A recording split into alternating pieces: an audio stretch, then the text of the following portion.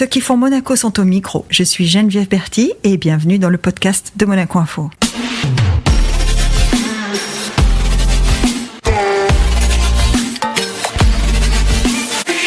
Notre invité du jour est avant tout un metteur en scène. Il a été directeur de l'Opéra de Monte-Carlo pendant près de 15 ans. Il est désormais le vice-président du Conseil national. Bonjour Jean-Louis Grinda. Bonjour. Jean-Louis, ça fait plusieurs casquettes différentes, d'être metteur en scène, d'avoir dirigé l'opéra, d'être engagé pour son pays, en tout cas pour dans la vie de son pays. Tout ça dans des lieux différents, parce qu'on a oublié dans cette introduction de parler d'Orange aussi, des co-régies d'Orange. Ça fait des distances.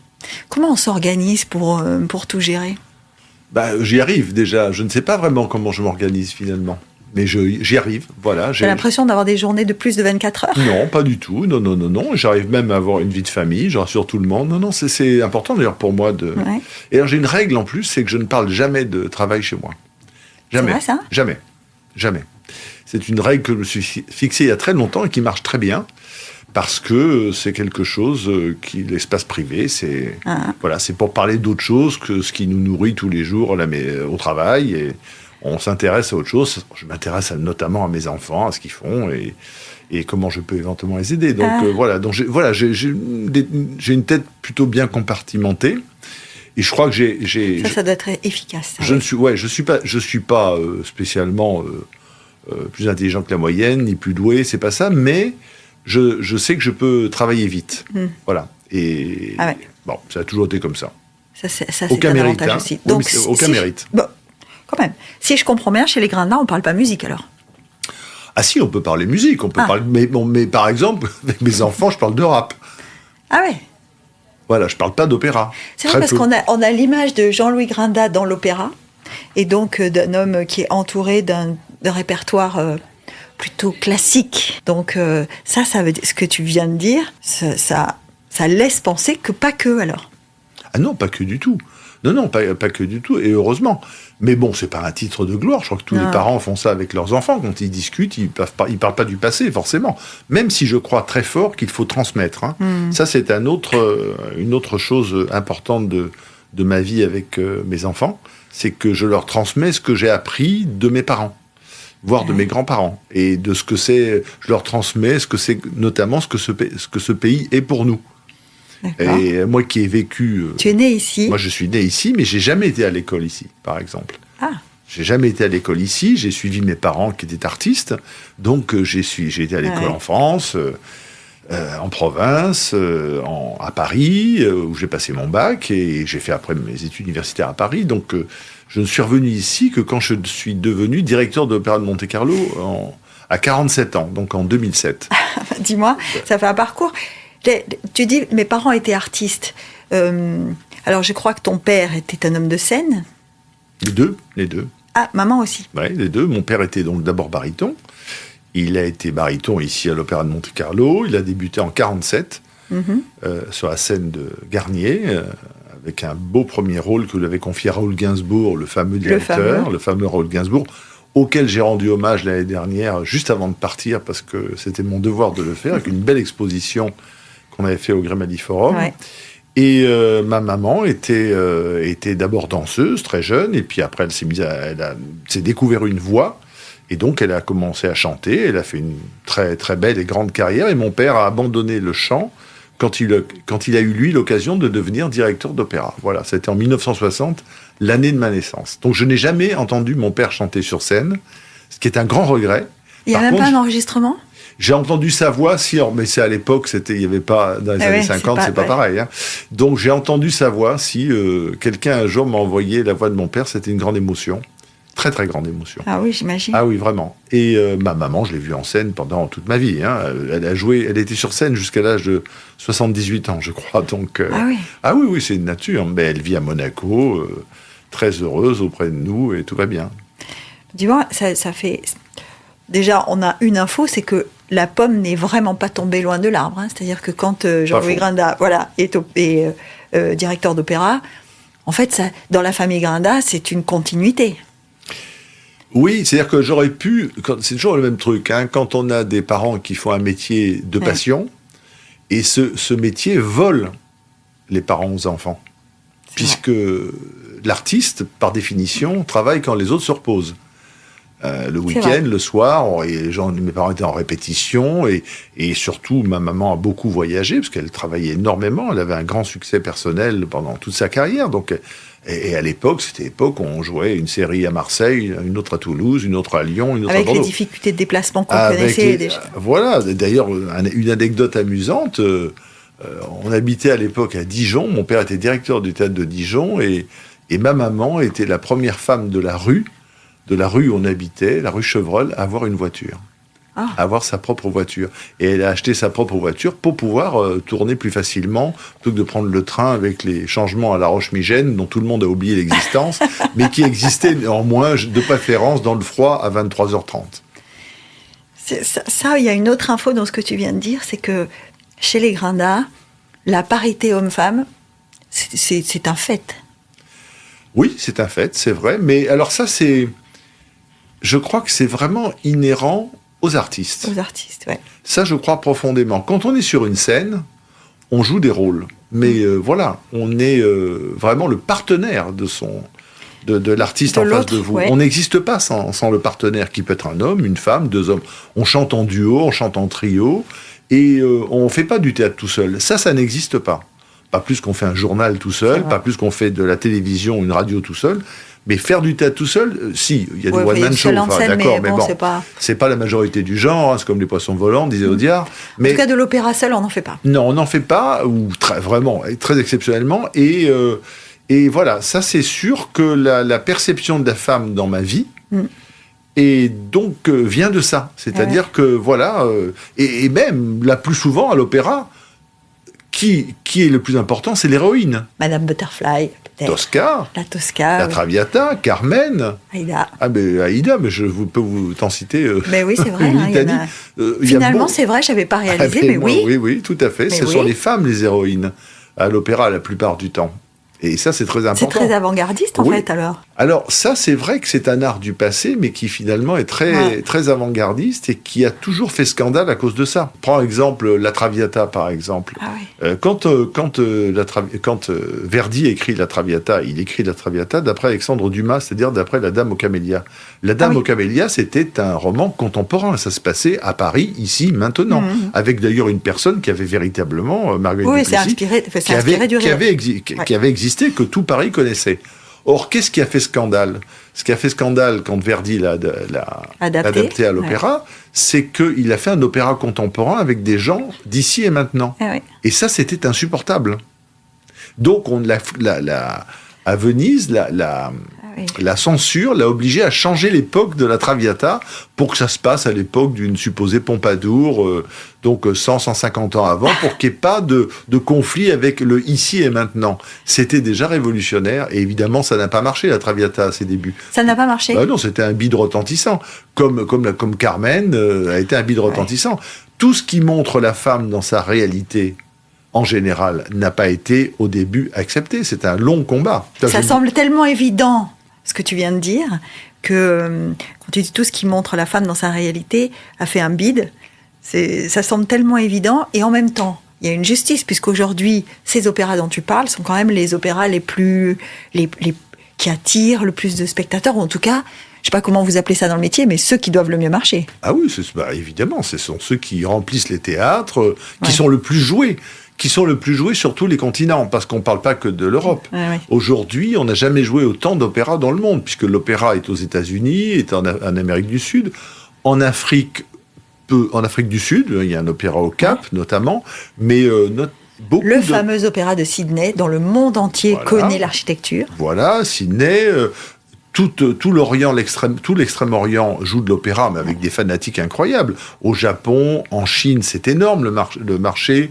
En Corée, qui sont les Italiens de l'Asie, comme on dit entre nous, et puis, la Russie, n'en parlons pas, évidemment, et puis maintenant, aujourd'hui, les Émirats Arabes Unis, Oman, Dubaï, enfin, on essaye de faire de l'opéra de partout, parce que c'est un art qui, malgré tout, fascine. Mais oui, en t'écoutant, je me dis, il faut quand même que Jean-Louis nous explique cette universalité de l'opéra, parce que y compris quand on parle d'un certain style de vie, quand on parle d'une certaine catégorie de culture, on parle toujours d'opéra. C'est toujours là. Oui, parce que l'opéra, contrairement à ce que beaucoup aimeraient véhiculer, est un art populaire. Oui. C'est le peuple. Finalement, oui. C'est le peuple qui a fait l'opéra. En France, c'est Louis XIV qui l'a voulu. C'est le roi qui l'a voulu pour la cour. Mais après, c'est le peuple qui s'en est emparé. À l'opéra, on a exactement les mêmes couches sociales que l'on trouve au foot. Exactement. Ah ouais. Et je vais vous donner une idée du sujet, parce qu'il me passionne en termes sociologiques. Paris Saint-Germain, oui, c'est 800 et quelques mille spectateurs par an. L'Opéra de Paris, c'est 800 et quelques mille spectateurs par an. Ah ouais. Absolument. C'est singulier, ça. C'est singulier, mais c'est une réalité. Et au PSG, vous avez le CAC 40, vous avez des présidents de la République, vous avez des grands diplomates, des grands capitaines d'industrie, et vous avez le tout venant, hein, l'amateur de foot, monsieur et madame tout le monde, voilà. Et à l'opéra, contrairement à ce qu'on pourrait croire, c'est exactement pareil, parce que sinon, on ne trouve pas 800 000 spectateurs qui sont patrons du CAC 40, ça n'existe pas. Donc voilà, l'opéra est une affaire comme le foot, c'est une affaire de passion. Il y a des gens qui vont à l'opéra, qui cassent leur tirelire, par exemple, pour aller au Corrigi d'Orange. Oui, je suis directeur des Corrigi d'Orange, je suis bien placé pour vous dire qu'il y a des gens qui, c'est leur sortie d'opéra de l'année, mais ils ne la manqueraient pour rien au monde. Parce que les conditions d'Orange, un théâtre antique romain, une acoustique extraordinaire, 7000 spectateurs, mais les gens cassent la tirelire. Chaque soir, 7000 ? Non, pas toujours. C'est vrai que des fois, on fait 3000, 4000, on ne joue pas que de l'opéra d'ailleurs. Mais ce que je veux dire, c'est que pour l'opéra, les gens cassent la tirelire, viennent, sentent que c'est un moment qui sort de l'ordinaire. Mais c'est vrai à Orange, c'est vrai à Vérone, c'est vrai même à la Scala, c'est vrai à l'Opéra de Paris, c'est vrai dans beaucoup d'endroits. Est-ce que le répertoire de l'opéra peut encore évoluer ? C'est-à-dire, on connaît tout ce dont on vient de parler qui a déjà été écrit. Est-ce qu'aujourd'hui, on écrit encore de l'opéra ou pas ? Tout à fait, on écrit beaucoup d'opéra. Et il y en a un qui est en train de montrer une voie très singulière, c'est Peter Gelb, qui est un ami, qui est le directeur du Metropolitan Opera de New York, qui est donc sans doute, si ce n'est le plus grand opéra du monde, mais un des 3 plus grands. En tout cas, un des plus réputés. Voilà, un des plus réputés, avec une très grande histoire, même si elle est moderne, hein, c'était un opéra du XXe siècle, contrairement à la Scala, l'Opéra de Paris, qui sont des opéras beaucoup plus anciens. Et alors, Peter a décidé de présenter beaucoup de créations maintenant dans sa saison. Il a décidé de prendre ce virage. Alors, le Covid a sans doute un peu, non pas aidé, mais provoqué un peu plus ça, accéléré.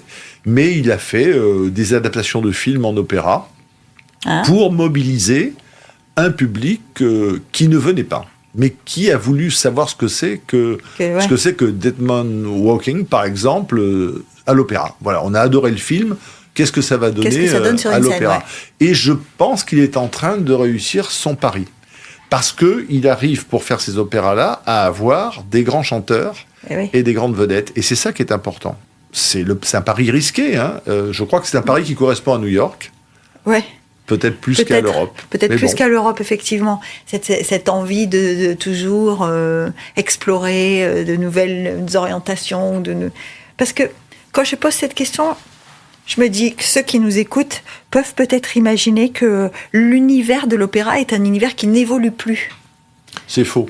Alors ça, mais ça, c'est toujours pareil. Non, mais c'est une image d'Épinal. Hein, mais on est là justement pour... On est là pour en parler. Ouais. Et d'abord, alors, mon grand-père disait déjà à son fils, c'est un métier foutu. Depuis, c'est passé un siècle. Voilà, donc ça existe toujours. Et depuis, Jean-Louis, le petit Jean-Louis qui n'existait pas à l'époque, est aussi directeur d'opéra. Oui, voilà. Donc, il n'y a jamais autant de monde dans les opéras qu'aujourd'hui. Oui. Puisque l'opéra est un art mondial, alors qu'avant, c'était un art européen uniquement. C'est vrai. Bon, alors, ceci étant... En tout cas, l'opéra de Monte-Carlo, je te coupe une seconde. Bien sûr. Pour avoir un abonnement... Les 15 dernières années, c'était compliqué. Hein. Très compliqué, oui, bien sûr. Très compliqué. Liste d'attente. Alors, c'est inhérent, sans doute, à la programmation. Et puis, l'Opéra de Monte-Carlo, la salle Garnier, c'est un des plus beaux du monde. Et c'est une petite salle de 500 places. Donc, c'est vrai qu'il y a une espèce de... Si on attire les gens pour voir des beaux spectacles avec des grands chanteurs, il est évident qu'il y a une liste d'attente, on se précipite. Si on avait une salle... Si on ne jouait qu'au Grimaldi Forum, avec 2000 places, par exemple, ça serait... peut-être un petit peu différent, mais on profite aussi de ce lieu exceptionnel qui est la salle Garnier, qui est magnifiquement bien préservée d'ailleurs par l'SBM. C'est une alliance d'ailleurs, l'opéra, c'est souvent le lieu et ce qu'il y a sur la scène. Hein. Tout à fait. Parce que tu parlais de la Scala. La Scala, avant d'être un opéra, c'est un lieu. Bien sûr. Où en même temps, C'est un opéra et c'est un lieu. Ouais. On parle de la Scala comme l'endroit où il faut avoir été pour savoir ce que c'est qu'un théâtre Tout à fait. de ce style. Quoi. Il y a une gourmandise du lieu. Oui, c'est ça. Oui, il y a une gourmandise du lieu. On rentre dans un opéra et on. C'est toujours rouge. Alors, pas toujours, il y en a des bleus. Il y en a des bleus. Il y a des bleus, oui, tout à fait. Il y en a même certains, contrairement à ce qu'on pourrait croire, il y a même des verts que je connais.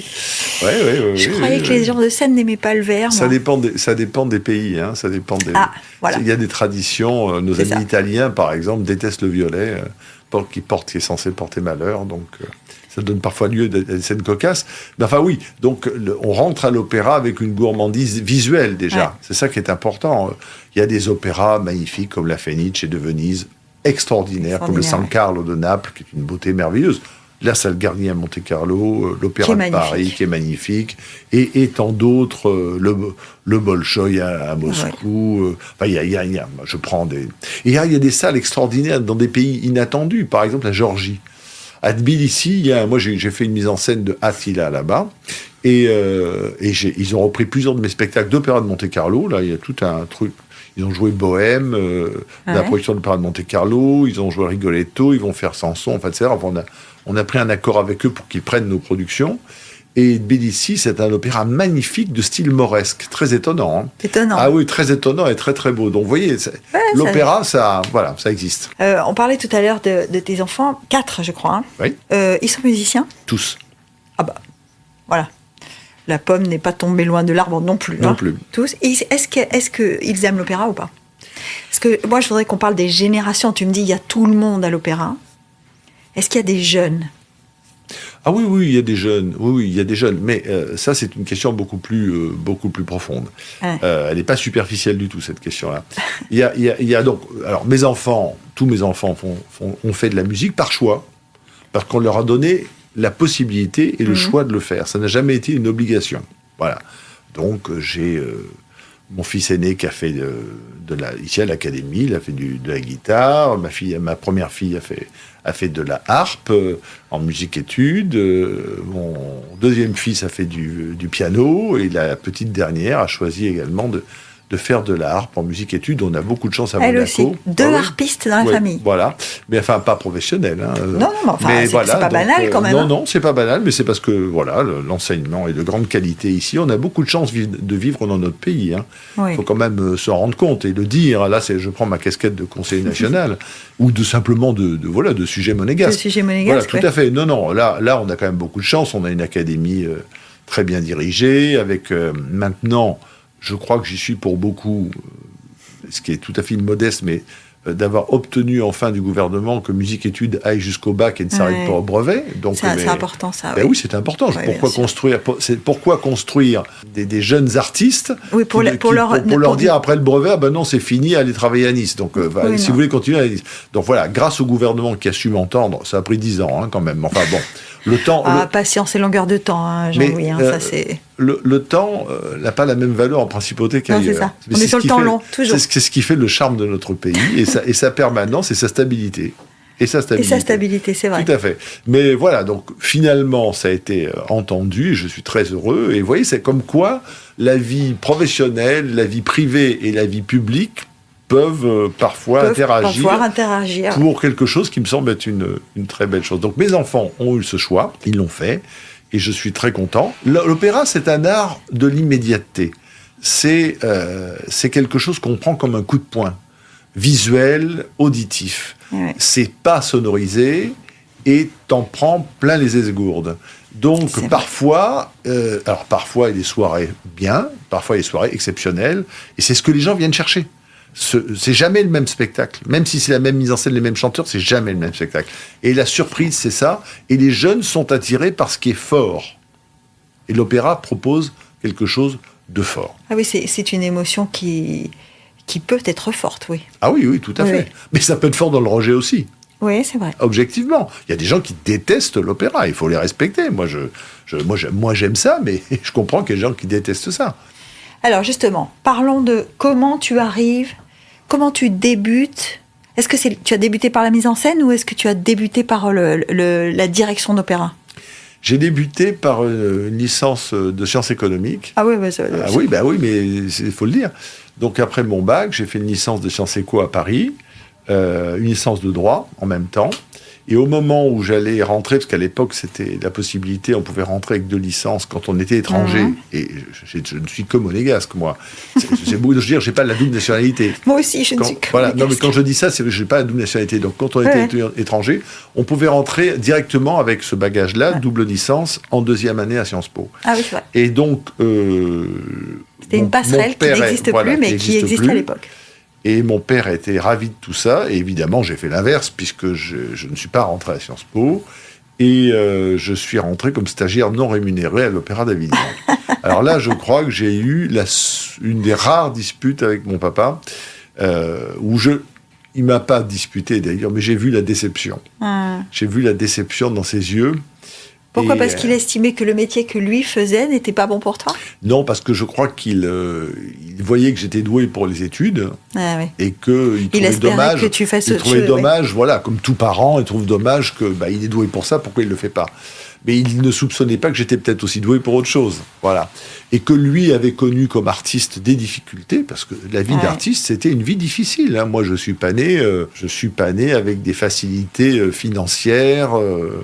Oui, on imagine bien les hauts, les bas, les moments où on tourne beaucoup, les moments où on ne tourne pas. Vous savez, mes parents, quand ils étaient artistes, l'intermittence n'existait pas. Hein. Donc quand tu travaillais pas, tu t'étais même pas au chômage, tu n'avais rien.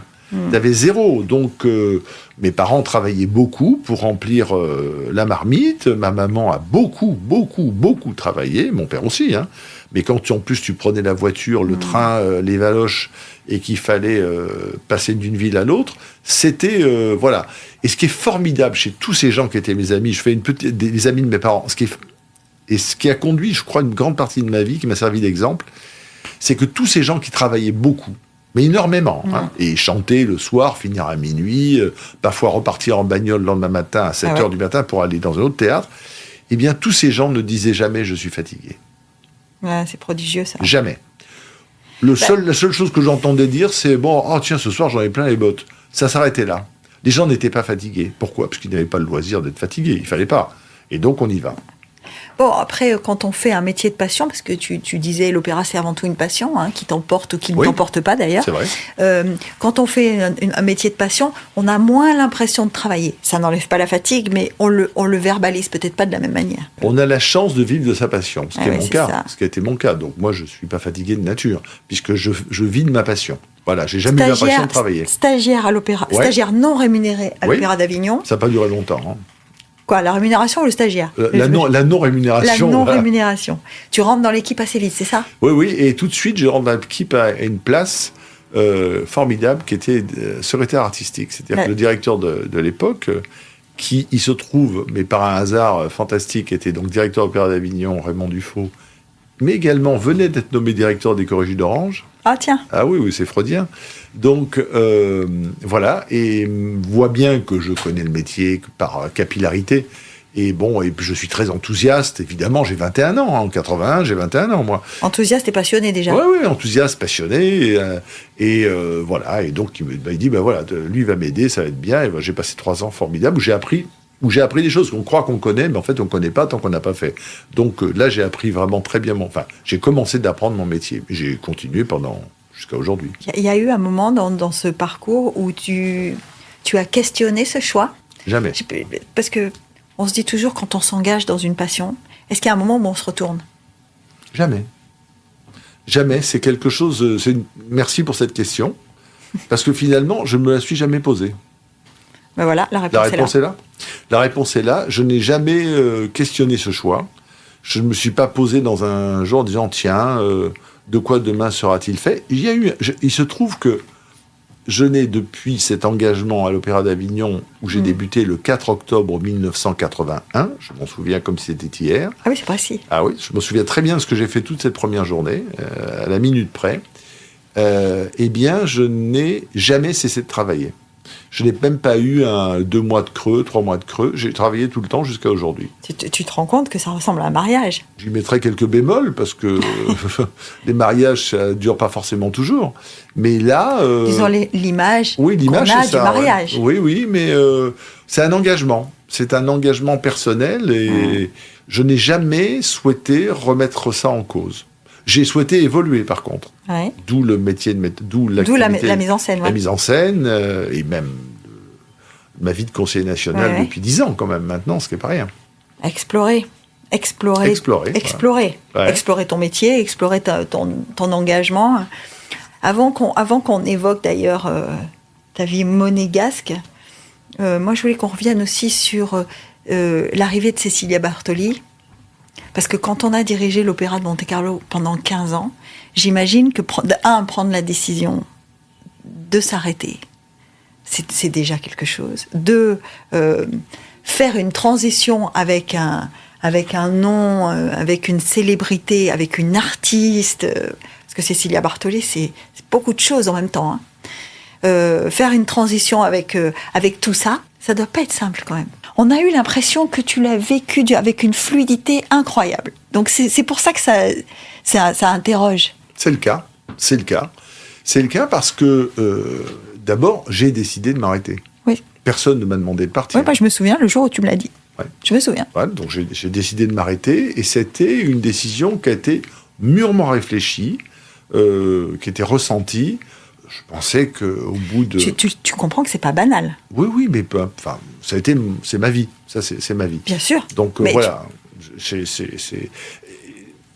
Moi, si on veut bien me comprendre, c'est la passion. Hein, je crois que ce podcast ça pourrait être le nom du podcast. Voilà, la passion de Jean-Louis. Ouais, c'est ma passion. Et j'ai je pense avoir 2 traits de caractère. Un, je suis un vrai passionné. Mais au sens genuine, comme disent les Anglais du terme, tout à fait sincère. Voilà, un vrai passionné, et en même temps, j'ai pas peur.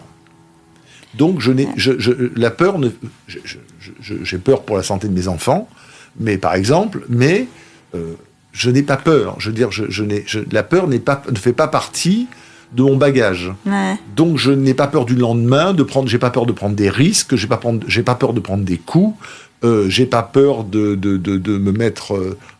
pas idiot, je vais pas mettre en danger physique. Oui. Hein. Bon, j'ai des responsabilités, ne serait-ce que familiales, mais voilà, j'ai pas peur. Voilà, donc et je suis pas facilement impressionnable non plus. Ouais. Ce qui est une grande chance. Est-ce que c'est le fait, quand tu dis j'ai pas peur, est-ce que Jean-Louis Etienne me disait, puisque je lui posais la question, il était assis à ta place, et je lui posais la question de l'exploration en solitaire, 63 jours par moins 52, etc.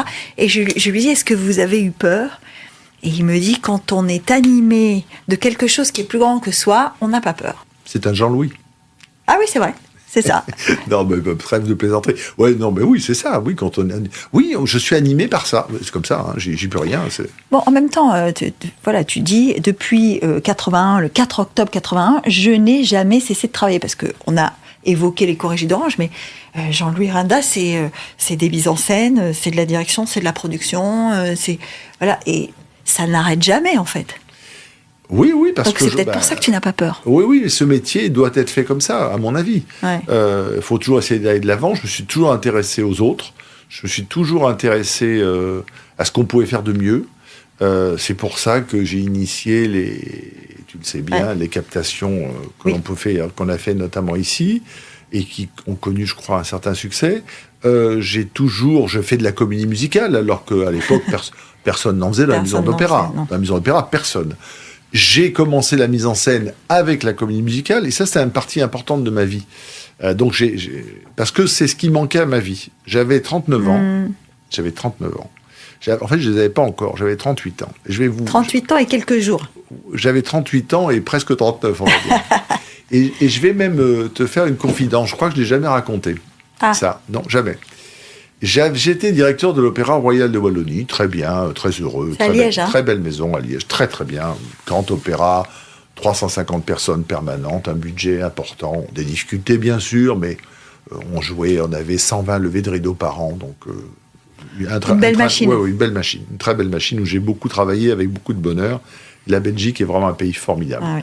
Vraiment formidable. Et je les aime vraiment beaucoup. Et je leur suis surtout très reconnaissant. Donc, j'étais là-bas... Et j'étais directeur, j'avais 37 ans. Et il manquait quelque chose à ma vie. Et ce qui manquait, c'était d'être un artiste. Je savais ce que c'était d'être un directeur d'opéra, je savais ce que c'était de travailler avec des artistes, mais j'avais besoin de m'exprimer sans doute moi-même. Et comment ça s'est passé ? Ça s'est passé que, pour les mêmes raisons que j'ai quitté l'Opéra de Monte-Carlo, je pensais que j'avais fait mon temps à Liège, je le pensais. Je dis, tiens, il faut peut-être penser à autre chose.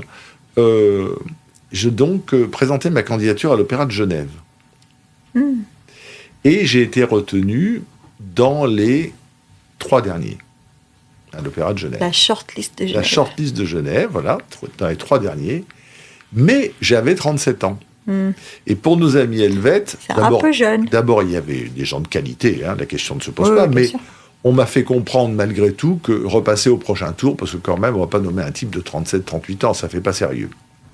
Donc, je rentre de Genève. À Wallonie. Je rentre de Genève, je prends l'avion, je rentre à Genève, j'atterris à Paris parce que j'avais un dîner avec Michel Legrand et Didier Van Cloelaert. Tout ça est très précis. Dans le taxi qui m'amène d'Orly à mon rendez-vous, c'est là où je décide de faire une mise en scène. Parce que je ne voulais pas rester sur cet échec. Ça aussi, c'est précis. Oui, tout à fait. Je ne voulais pas rester sur cet échec. On est presque avec toi dans le taxi sur le moment. Ah ben j'y étais. D'abord, j'avais mon taxi. D'ailleurs, le portable n'avait plus de batterie. Donc, j'étais bien tout seul dans ce taxi en 2000. Alors, c'était en 1998, janvier 98. Et voilà. Et là, je décide de faire Chantons sous la pluie. On me regarde comme un fou. On dit, mais attends, qu'est-ce que c'est que ça Oui, ça a dû surprendre, effectivement, parce que là encore, on se dit, on est bien établi, on marche, on a la tête d'une machine qui a le respect, tout marche bien, on fait ses classes, on avance bien. Pourquoi ? Eh ben parce que ça manquait, voilà. Ouais. Et le coup de bol dans tout ça, c'est que ça a marché. Le coup de bol. Si, c'est peut-être le résultat du boulot, quand même. C'est le résultat du travail, certainement, mais en même temps, il y a toujours une part là-dedans un peu mystérieuse. Oui, je suis d'accord, il y a une part de chance dans tout ce qu'on fait. Il y a une part mystérieuse, la chance on la provoque, je veux bien, mais il y a aussi une part mystérieuse, et c'est très bien comme ça que cette part mystérieuse existe. C'est ce qui permet d'ailleurs d'avoir des succès et aussi d'avoir des échecs. Quand on met tout de son côté, des fois on fait ce qu'on appelle un bide, et on sait bien que dans notre métier ça arrive. Voilà. Mais même si on a tout fait pour que ça soit bien. Donc là, ça n'a pas été le cas. Et j'ai connu un grand succès avec ce spectacle. Que tu as présenté où ? À Liège ou à Paris ? À Liège, et puis dans plusieurs théâtres français, puis à Paris, au Porte Saint-Martin. Ouais. Et là, je gagne, pour ma première mise en scène, le Molière du meilleur spectacle et la meilleure mise en scène. Voilà. Donc là, la messe était dite. La messe est dite, avec un Molière. Là, tout à l'heure, tu parlais de la Traviata et ça m'a fait penser à Molière. Et je me suis dit, il y en avait d'autres qui, avant Verdi, qui faisaient une satire de leur propre société, et notamment Molière, dont, je crois, l'esprit révolutionnaire nous a tous accompagnés. Donc, avoir un Molière, c'est un peu symbolique aussi. Ah oui, c'est carrément symbolique. C'est très symbolique. Et d'ailleurs, j'avais dit ce soir-là que j'avais bien fait d'appeler mon dernier fils Jean-Baptiste. Ah oui. Et oui, ça tombait bien, il venait de naître. Donc, tu sais que dans l'histoire de Jean-Luc Grenat, il y a beaucoup de coïncidences. Oui. Bah, peut-être que je les provoque aussi, je ne sais pas. Mais en attendant, j'ai eu ce Molière, et là, ça a décidé de la suite de ma vie. Parce que je me suis dit, je vais continuer, ça a marché. J'ai eu un succès public, critique et professionnel. Donc là, faut y aller. Et donc ma vie, de ce moment-là, je suis devenu plus qu'un directeur d'opéra, je suis resté, mais je suis devenu un metteur en scène qui a commencé à beaucoup travailler et qui, depuis maintenant quelques années... Qui travaille toujours beaucoup. Qui travaille énormément, beaucoup. Là. Cette année, j'ai fait, en 2023, depuis le 1er janvier 2023, j'ai fait 10 productions, ce qui est énorme. C'est énorme. Énorme. Avec beaucoup de reprises, avec la moitié de reprises, de certains spectacles d'Opéra de Monte-Carlo, entre autres, et d'autres, et puis beaucoup de créations également dans différents pays. Donc je suis très heureux. Je vois ça. Alors, revenons à Cécilia Bartoli. Oui. Comment vous faites le contact ? C'est simple. Quand je suis directeur d'Opéra de Monte-Carlo, je me dis, tiens, mais ça fait une éternité que Bartoli n'est pas venue chanter ici. Oui, elle est venue d'ailleurs, oui. Et Garnier, c'est vraiment un théâtre pour elle. Donc j'invite Cécilia Bartoli, on trouve une date, elle vient faire un récital splendide, avec un orchestre baroque, la Scintille à l'époque, et je suis émerveillé. Je la connaissais, mais quand on l'a, mais quand on l'a devant les yeux à Garnier, c'est encore plus merveilleux. Voilà. Donc je la connaissais, c'était formidable, je trouve l'artiste extraordinaire. j'ai une sympathie, on a une sympathie commune, mais comme ça, voilà, comme on a eu beaucoup d'artistes. Bon. Et la seconde étape, c'est, je me dis, mais c'est quand même terrible, on a fait ça à Garnier pour 500 personnes, c'était plein bien sûr, mais il faut que le maximum de gens profitent de Cécilia Bartoli à Monaco. Donc, je décide de doubler la mise un peu plus tard, au Grimaldi Forum, l'année suivante, en disant, voilà, je vais la produire devant 2000 personnes, parce que je veux que les gens ne payent pas cher leur place, que tout le monde puisse la voir, et qu'on puisse, on ait un éventail de places suffisamment raisonnable qui permettent à tout le monde de venir voir ce qui est pour moi une des artistes majeures de notre temps. Cécilia accepte avec grand plaisir, et on fait bien sûr, on remplit cette salle, c'est un triomphe à nouveau, et on parle un peu plus. Et là, elle me dit, tiens, je vais rentrer dans le détail si tu le permets, elle dit, tiens... qu'est-ce que tu vas... Je lui dis, tiens, tu prépares quoi pour l'avenir? Ce serait bien que tu fasses un opéra ici, autre chose que le récital. Elle me dit, tu vois, là, je vais faire Norma. Je fais, comment tu fais Norma? Oui, dans une version avec instrument d'époque, je le fais à Salzbourg. Je lui dis, tu fais ça quand? Elle me dit, là, l'été prochain. Je dis, je vais venir t'écouter, parce que vraiment, ça a l'air passionnant. Donc, j'y vais. Et là, je suis, non pas conquis, mais ébloui. C'est un des plus beaux souvenirs artistiques de ma vie. Cette Norma. Ah oui, vraiment, c'était un des plus beaux souvenirs artistiques de ma vie. Et je dis à Cécilia le soir même, je veux que tu viennes faire ça à Monte-Carlo. Elle me dit, oui, mais tu sais, c'est compliqué. Comme ça, j'ai l'impression que c'est compliqué. C'était compliqué, et comme on a été plusieurs à dire ça, on a fait une grande tournée de cette Norma. Mais tourner avec un opéra, c'est pas tourner avec un récital. Non, c'est tout un... Il y a des instruments, il y a des décors. C'est énorme, des chœurs.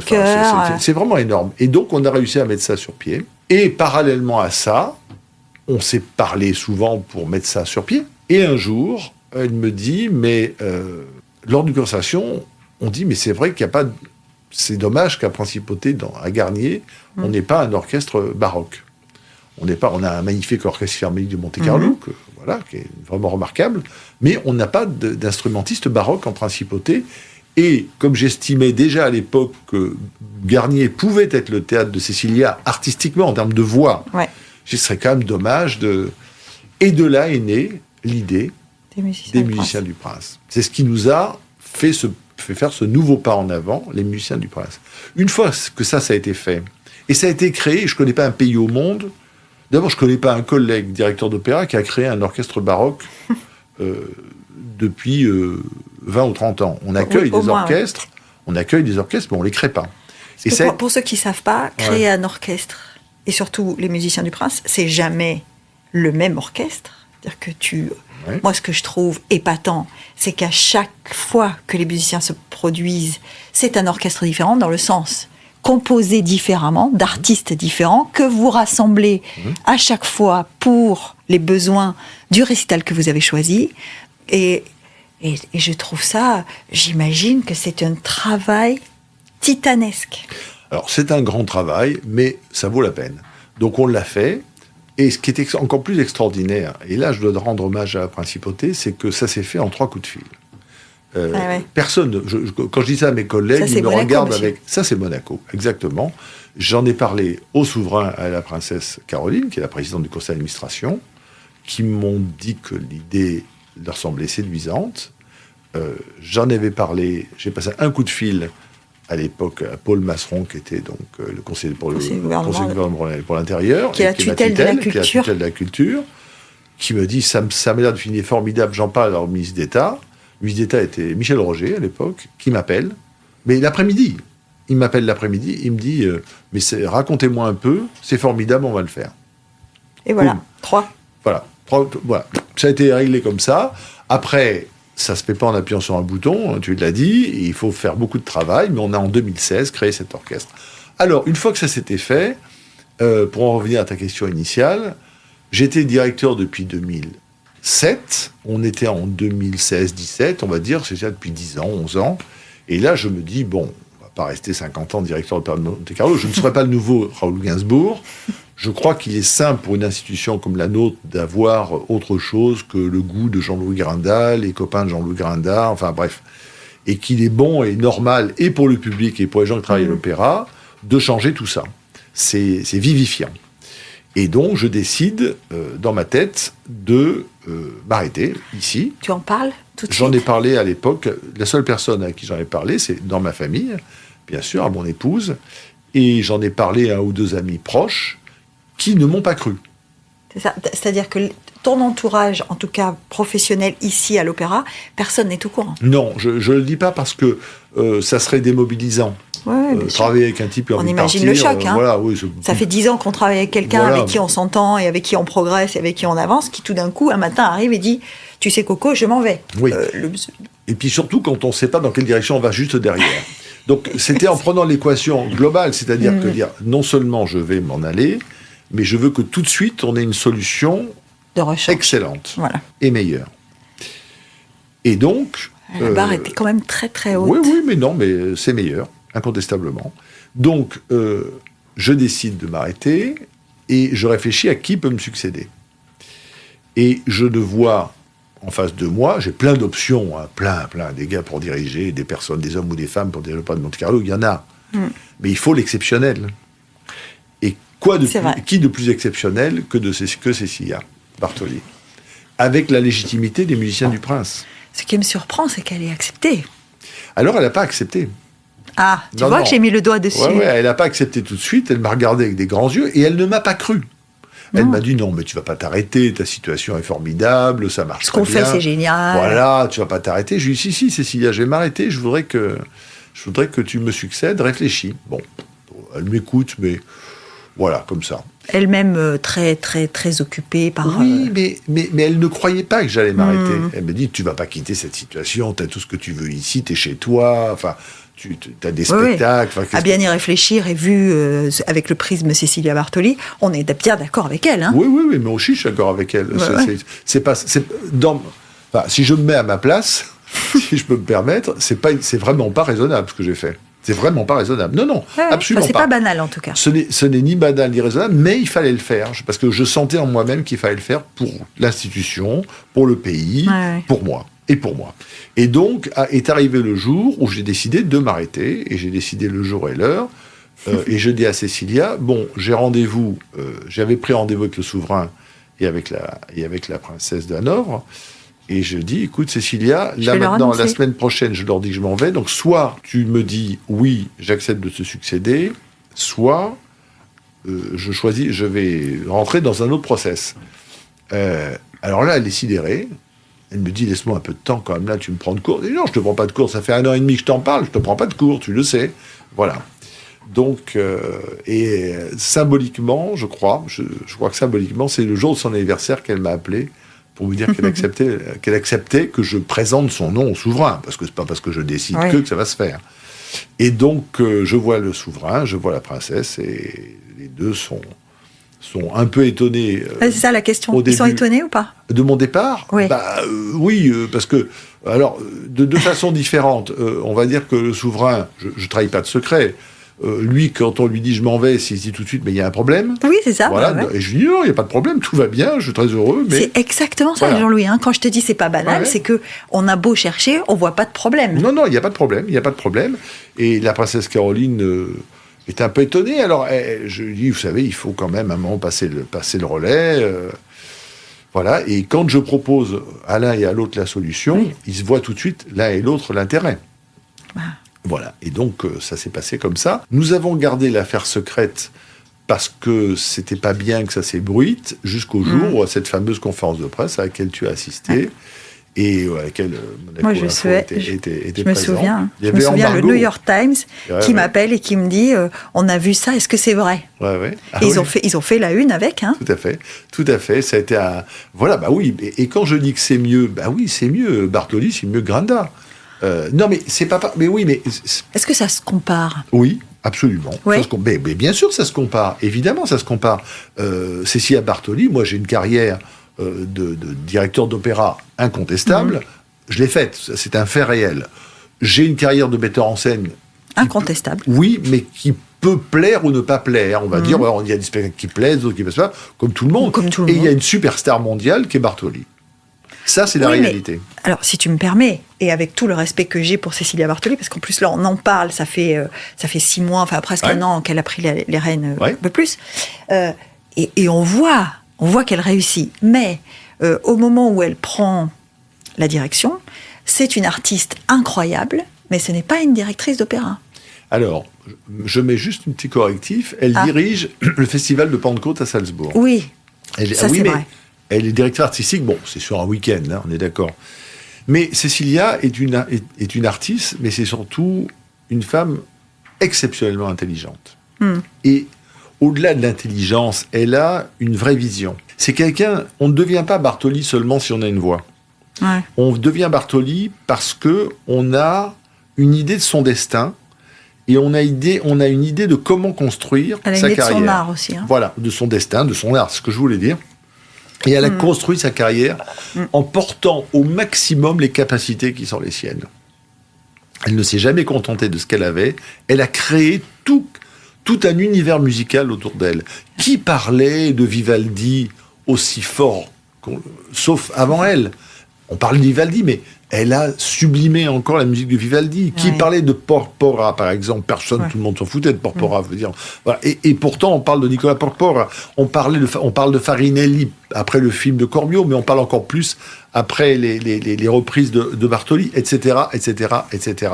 Elle a fait ce travail scientifique sur la musique de l'époque et sur les chanteurs de l'époque, qui fait d'elle, selon moi, une des personnes qui a sans doute fait le plus progresser l'opéra dans le monde ces dernières années.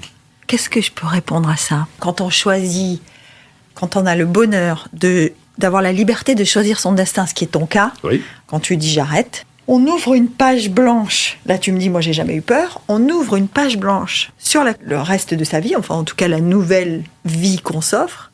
Et on pense quoi? On se dit, ouf. On se dit, c'était bien, je ne regrette rien. Qu'est-ce qu'on se dit, en fait? On se dit d'abord merci. On dit d'abord merci. On dit d'abord merci parce que tout ça, c'est pas possible sans les gens qui vous font confiance. Ouais. Ça n'existe pas.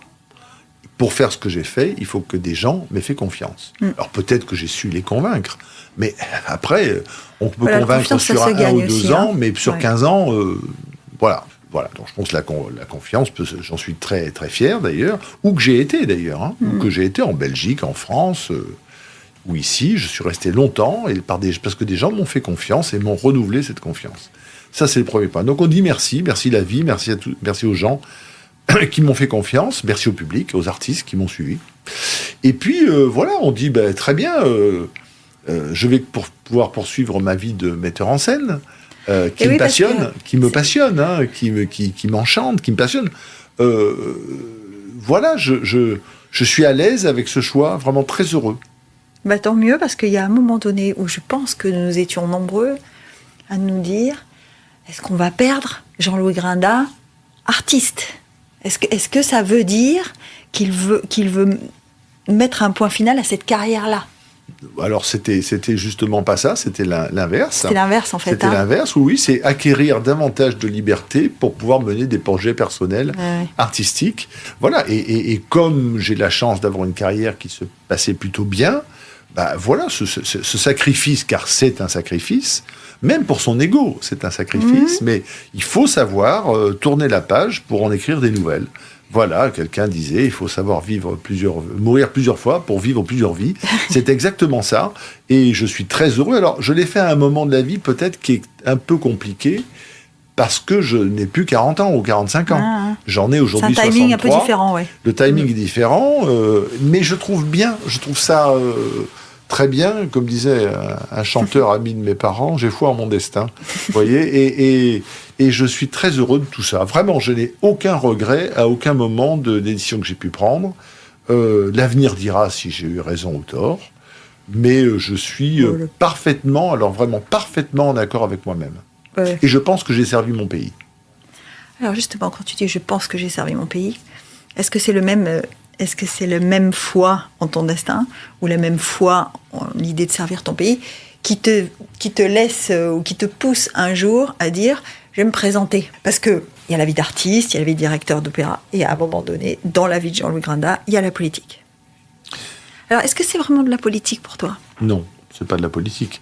C'est la chose publique. C'est la chose publique qui me passionne plus que la politique. La politique, on en fait en France. On en fait en Italie, on en fait en Allemagne, on en fait dans ces grands pays. Ici, la politique n'est pas la même chose. D'abord, la Constitution ne permet pas, heureusement, de faire de la politique comme dans les pays que je viens de citer. Donc, c'est la chose publique. Voilà, c'est un engagement que j'ai souhaité avoir.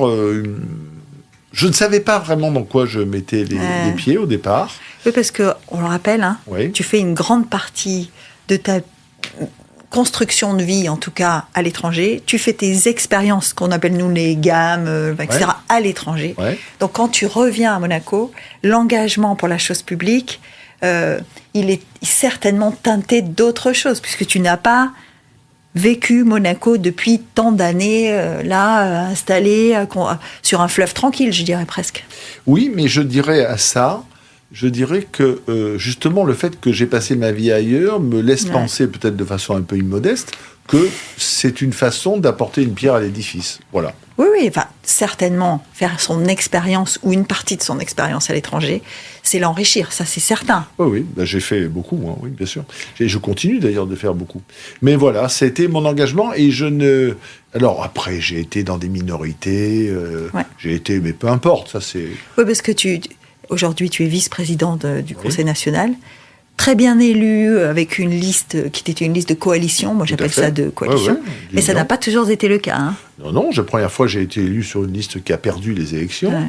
Donc, on a été 3 élus avec Jean-Claude Robillon, Bernard Pasquier et moi dans une minorité. On a su ce que c'était que d'être dans une minorité difficile pendant un certain temps. Difficile, très difficile. Mais ça apprend à vivre. C'est comme ça. Et puis après, des choses se sont arrangées. Et puis ensuite, j'ai mené une liste, ce qui est encore une autre chose. Hein, ce qui est encore autre chose, oui. C'est encore autre chose, tu t'en souviens bien. Hein. Ah, ouais. J'ai mené une liste en 2018, ce qui était un autre sport. Hein. Là, je me souviens quand même... Dans une campagne difficile. Dans une campagne très difficile, c'est ce que tu l'as dit. Dans une campagne difficile. Je m'en souviens très bien, c'était dur. Avec 3 listes, avec des gens qui en voulaient, des gens qui en voulaient partout, dans toutes les listes. D'ailleurs, je rends hommage aux 2 autres têtes de liste, Béatrice Fresco-Rolfo qui était la première femme tête de liste, il faut le rappeler aujourd'hui, et qui a eu le courage de le faire, et Stéphane Valéry, que l'on connaît bien, et qui était tête de liste. Donc là, c'était du sérieux. Là, on était dans du sérieux. C'était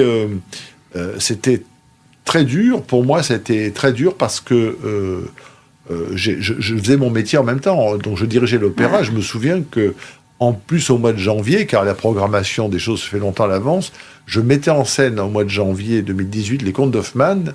Dans la journée, je faisais des réunions politiques le soir. Oui. Donc c'était une période assez forte.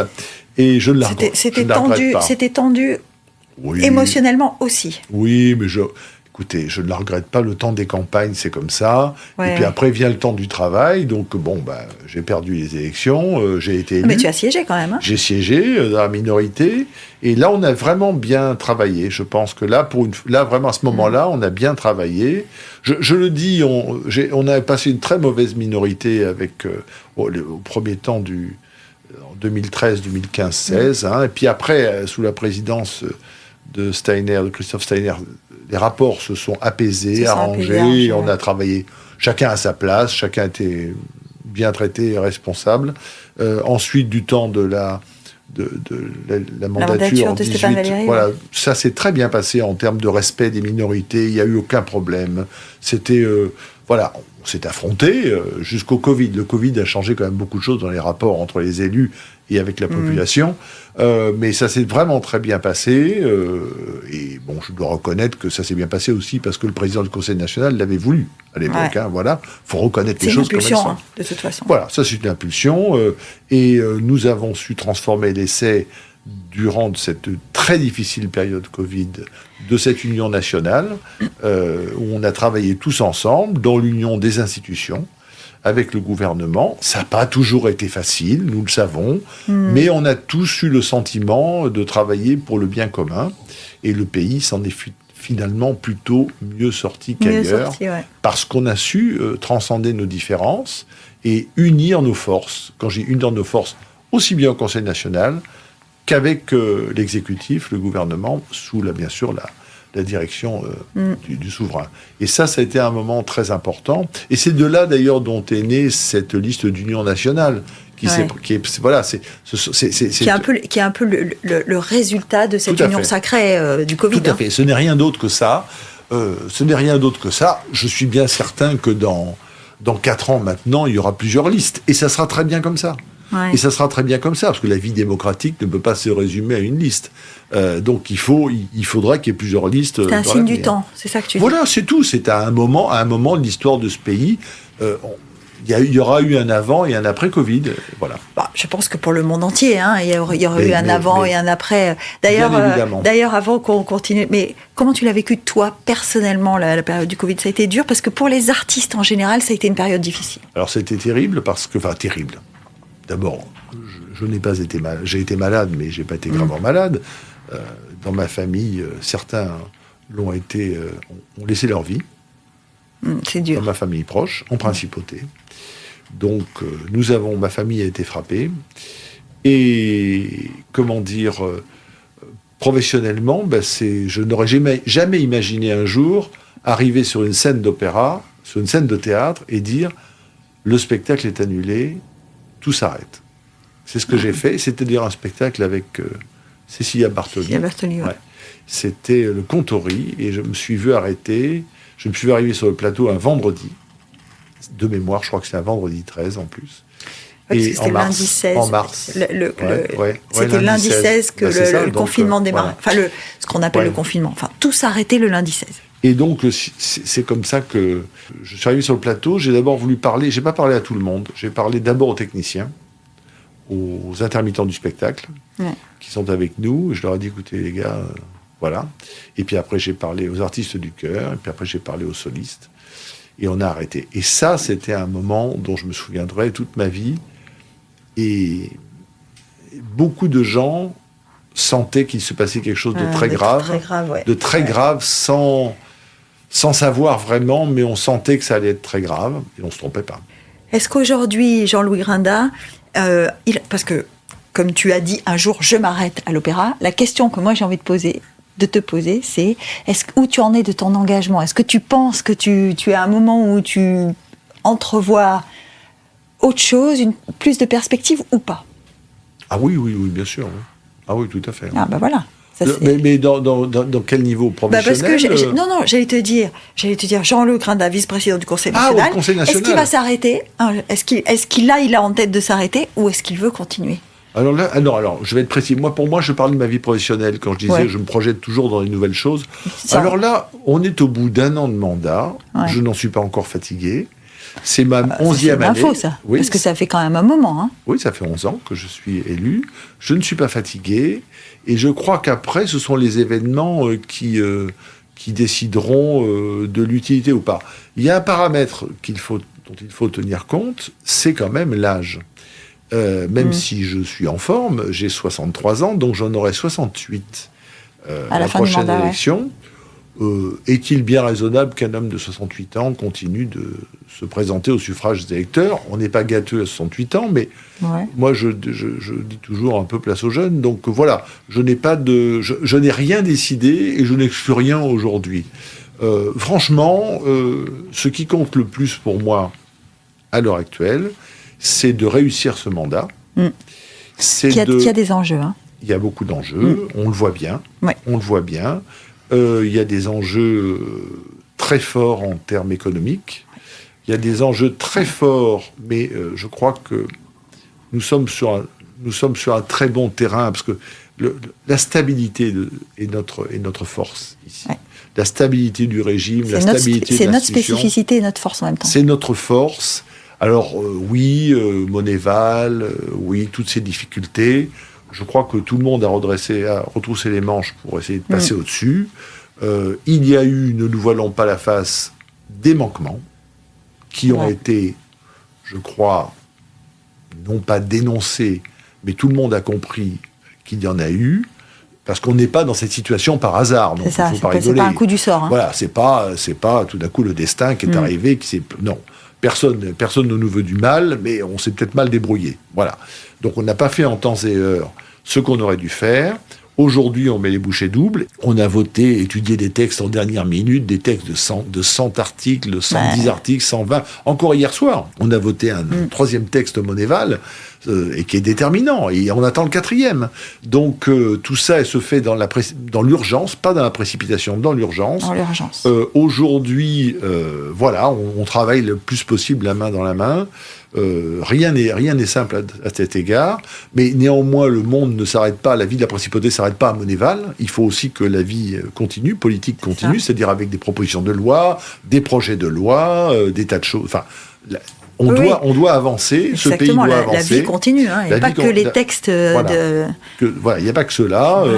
Mais la vie continue pour notre pays. Comment envisageons-nous notre avenir en termes de vieillissement de la population, comment allons-nous traiter nos aînés, bien sûr, mais comment c'est bien, c'est joli de dire, bien sûr, on va bien traiter, mais comment fait-on? Donc, tout ça, c'est un travail passionnant qui est au service de la collectivité et qui symbolise bien, je trouve, mon engagement qui est, outre les aspects économiques et financiers auxquels je me suis intéressé, s'oriente aussi beaucoup vers les sujets sociétaux, parce que je rappelle, ça me permet de l'occasion de me faire un peu de pub ici, que en juin 2013, c'est moi qui ai déposé la proposition de loi sur le pacte de vie commune, qui était donc une sorte de pacte à la monégasque, et qui concernait les couples de même sexe, comme de sexe opposé. Donc, comme de sexe différent, non pas opposé, mais différent. Et donc, mais ça a été quand même, je crois, un grand pas en avant. Je veux dire, ça n'existait pas. Je veux dire, on s'est battu pour la dépénalisation de l'IVG. C'est un grand pas en avant. Il y aura encore d'autres progrès dans l'avenir. Je suis très, je me sens très investi. L'égalité homme-femme dont tu parlais, au début, dont on parlait, c'est quelque chose qui me tient... C'est un sujet forcément qui me tient, auquel je suis très sensible, mais qui est un sujet important. Qui est un sujet déterminant. Qui est un sujet déterminant parce que ça dit ce qu'on veut faire de notre société, de notre vie. Oui, c'est ça que ça raconte. Ça dit comment on fait les choses. Voilà, ça dit comment on fait les choses, et je crois que de plus en plus, le travail que l'on fait au Conseil national, le travail législatif du gouvernement ou du Conseil national, puisque nous savons comment la Constitution marche, mais je ne rentre pas dans ce détail-là, je faisais remarquer hier soir que de plus en plus, malgré la technicité des textes, malgré parfois l'aridité, le texte Monéval, c'est pas très excitant. C'est pas très, bon, très bien. Pas très drôle, on va dire. C'est pas sexy, c'est pas drôle. Mais on fait de plus en plus de textes sociétaux. Et qu'est-ce que ça raconte sur l'évolution de la société monégasque? C'est qu'on met de plus en plus au centre de nos préoccupations l'individu. L'individu. C'est l'individu. Le quotidien. L'individu est au centre possibilités. de nos préoccupations. L'individu de sa naissance, comment il naît, comment il se développe en principauté, quelle éducation on lui donne, quelle formation il pourra suivre dans l'avenir, comment, non pas on le pouponne, non pas on le cocoon, car ça je crois que c'est pas une bonne chose, mais comme quoi ce pays peut offrir des opportunités de développer des talents, et comment s'occupe-t-on des gens dans le développement de leur vie, comment on les aide à s'épanouir le mieux possible. Et non pas forcément en évoquant la famille, qui est une cellule. Moi, j'ai 4 enfants, donc je sais ce que c'est qu'une famille. Je ne suis pas contre, évidemment. Mais je crois que la bascule se fait maintenant en termes d'individus. Individus dans une société. Dans une société. Ouais. Et c'est le sens de... Alors, c'est pas au sens marxiste le sens de l'histoire, mais je crois que c'est vraiment le vent qui nous pousse aujourd'hui. Et l'avantage que l'on a, puisqu'on est sur le temps long en principauté, c'est qu'on ne réagit pas, comme dans certains pays, sur l'émotion immédiate, mais on a le temps d'y penser. Recul, on a le temps d'y penser. Et ça, c'est très fort. Et c'est pour ça qu'un engagement comme le mien, qui se décline sur 3 mandatures, par exemple, je crois que j'ai le temps de mûrir, d'exprimer, de développer et de porter certaines idées. Enfin, c'est mon choix et c'est mon espoir. Alors, qu'est-ce qu'il nous reste à te souhaiter, là? Une bonne journée. Voilà, une bonne journée, une bonne mandature, une bonne continuation de ta carrière de metteur en scène. Et on espère te revoir très bientôt. Merci Jean-Louis. Merci.